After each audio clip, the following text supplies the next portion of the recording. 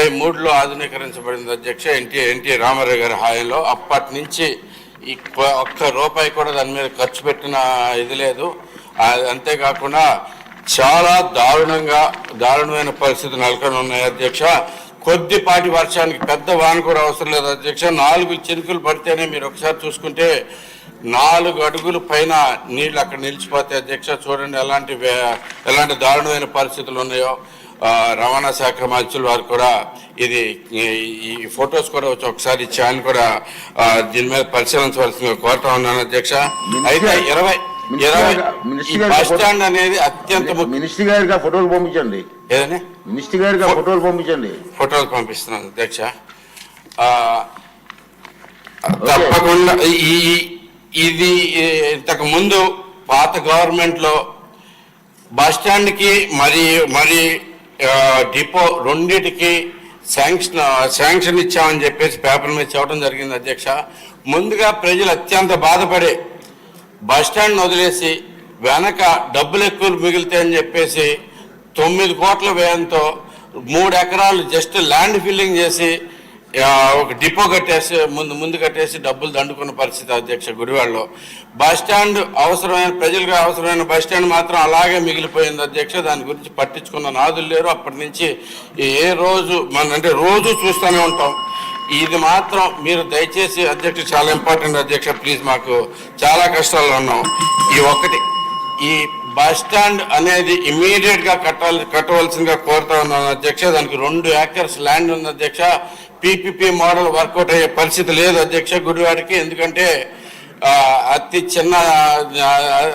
అత్యంత తక్కువ జనసాంద్రత ఉంటుంది అధ్యక్ష. సో దయచేసి బస్ స్టాండ్కి వెంటనే విడుదల చేయాల్సిందిగా కోరుతా ఉన్నాను. థ్యాంక్ యూ అధ్యక్ష.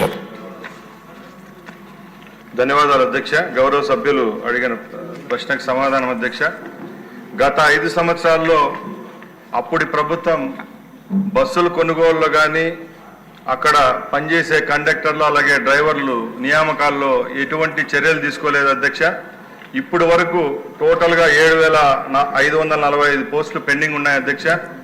ఇప్పుడు రేపు కొత్తగా కొనుగోలు చేసే బస్సులకు అలాగే ఇప్పుడు వస్తున్న బస్సులకు అన్ని బేరీజ్ వేసుకొని రాబోయే కాలంలోనే ప్రభుత్వం చర్యలు తీసుకునే దానికి సిద్ధంగా ఉంది అధ్యక్ష.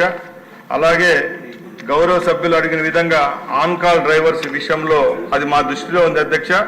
ఇది ఫైనాన్స్లో సర్క్యులేషన్ ఉండడం వల్ల ఇది జాప్యం జరుగుతూ వస్తుంది అధ్యక్ష. అలాగే ముఖ్యంగా గౌరవ సభ్యులు అడిగారు అధ్యక్ష ఈహెచ్ఎస్ విధానం గురించి. ముఖ్యంగా ఏపీఎస్ఆర్టీసీ అనేది ఒక కార్పొరేషన్ కింద ఉండడం వల్ల 2020 సంవత్సరం తర్వాత అప్పుడు ముఖ్యమంత్రి జగన్మోహన్ రెడ్డి గారు అశాస్త్రీయంగా ఏపీఎస్ఆర్టీసీని తీసుకొని వచ్చి గవర్నమెంట్లో విలీనం చేయడం జరిగింది. దానిలో భాగంగానే ఈ ఈహెచ్ఎస్ సమస్యలు వస్తున్నాయి అధ్యక్ష.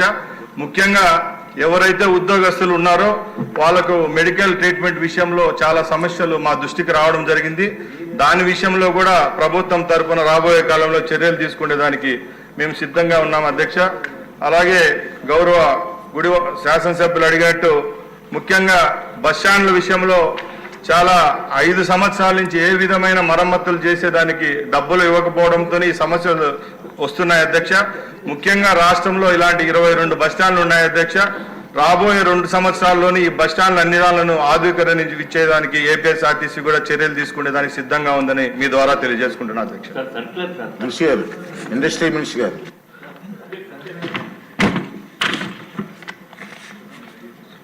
అధ్యక్ష ప్లీజ్. అధ్యక్ష అప్పీల్ చేశారు. మొదటి ప్రశ్నకి లేదండి.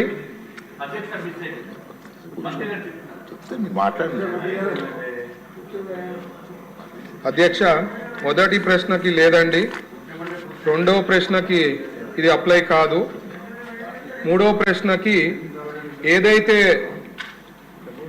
ఫేజ్ 1కి సంబంధించింది BT roads, CC drains, street lights అవన్నీ కంప్లీట్ చేయడం జరిగింది. ల్యాండ్ డిస్ప్యూట్స్ లేని చోటంతా కూడా కంప్లీట్ చేయడం జరిగింది అధ్యక్ష.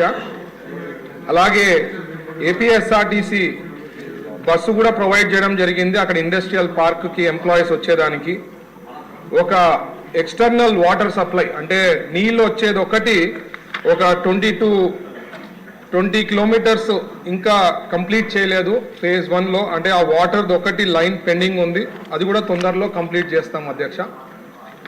అలాగే ముఖ్యంగా చెప్పాలంటే మన ఎన్డీఏ గవర్నమెంట్ వచ్చిన తర్వాత ముఖ్యమంత్రి గారు 349 ప్లాట్స్కి ఏదైతే కమిట్మెంట్ ఇచ్చారో 2014 నుంచి 19కి, అది 16.5 లక్షకే